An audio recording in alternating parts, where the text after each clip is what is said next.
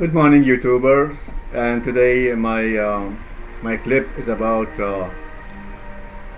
if I was the President of the United States, I will make severe, strong, and honest efforts to pay off the national debt as soon as possible.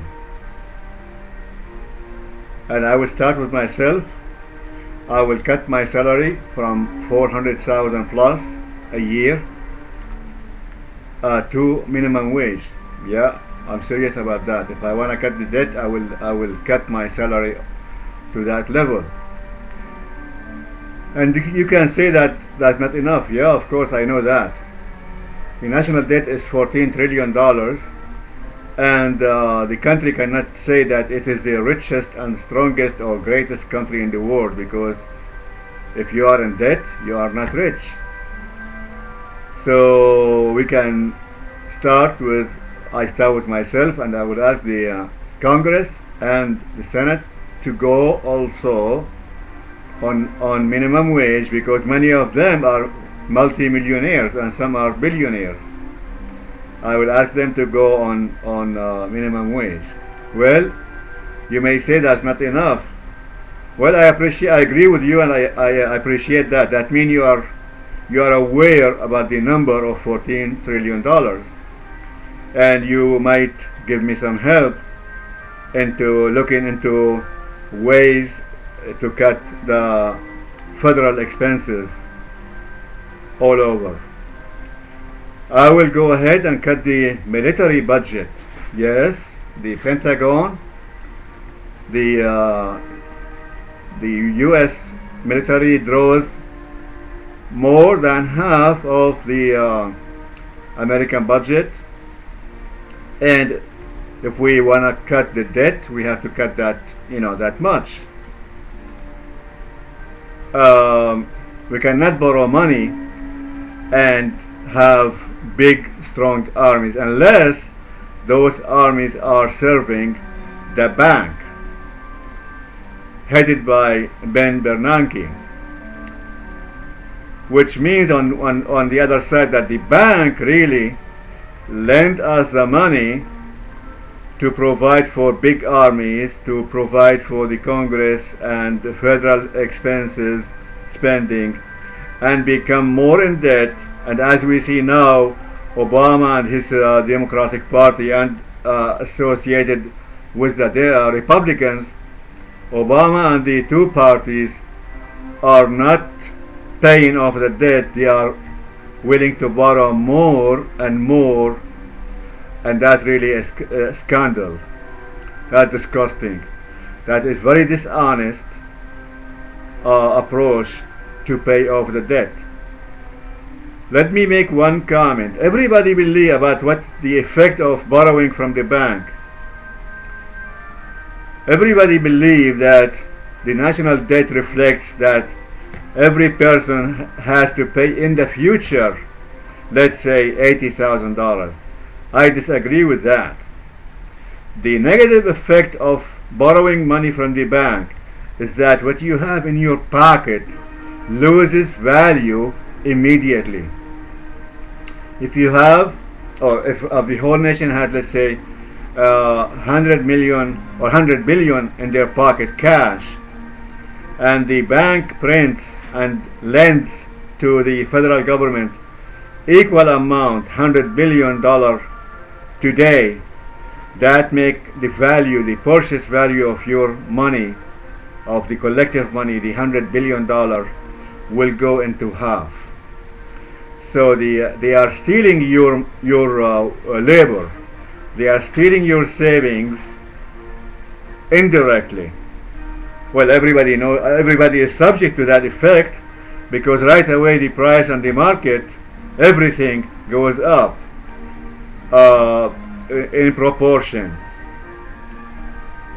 Let's say in 2004, you can pay for 1 ounce of gold $270. Now you cannot pay an ounce of gold for that amount of money. What you pay is 20% or 1/5. That means your money lost 80% of its value compared to 2004.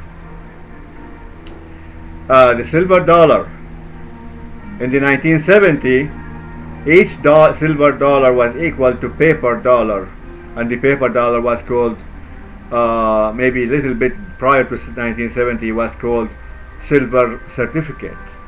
A paper dollar was equal to silver dollar. Now, after 40 years, the paper dollar equals 3 cents compared to 1974. Or in different way, now you need $30 to buy 1 silver dollar or 1 ounce of silver. That means your dollar, the paper dollar you have in your pocket, was losing value 30 times in 40 years. Well, let's make a calculation. If you the price of barrel of oil before the Iraq war was $10 a barrel, and now it's $90. That means your dollar lost 9 times the value, which means inflation is not really, as they say, the bank says 5, 6, 7, 8%. That's a lie. It's just big lie. The real inflation, based on the petrodollar or the barrel of oil, the real inflation is 12 times. Meaning that, sorry, I will repeat. The real inflation is 9 times over 10 years, which is equals